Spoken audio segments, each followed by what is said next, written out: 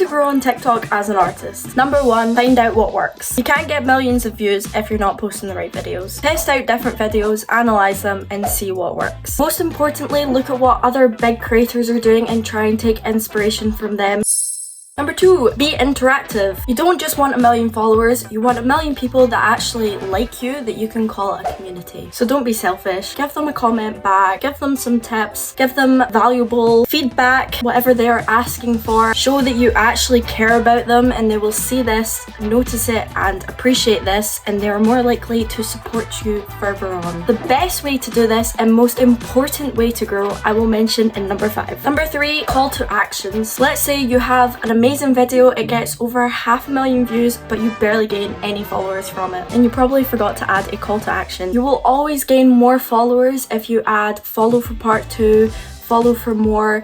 People are just more inclined because you are calling to action. So always try and add this if possible. If it fits in your video, then add it. Number 4, watch time and quality. A big factor that determines if your video is good is the watch time. This is really important. If your viewers are only watching 10% of your video, it will never stand a chance of going viral. Try to actually make videos that people want to see start to finish and don't have boring parts in between. And also, please make the quality of your videos decent. If the quality of your video is trash, people will just keep swiping. Number 5, and probably the best tip that we will ever be able to give, what really helped us to get to 600,000 followers, is going live. One of the biggest things that helped us to grow was going live right after posting a video. This doubles the exposure our videos get and creates a bond with our followers, which makes them want to support us more and also help our videos do better. Those are the 5 important tips, but a key factor is being consistent. Test out what works best for you and just have fun with it. Make sure to subscribe if you found these tips helpful, and if you want to learn how to protect your drawings, click here.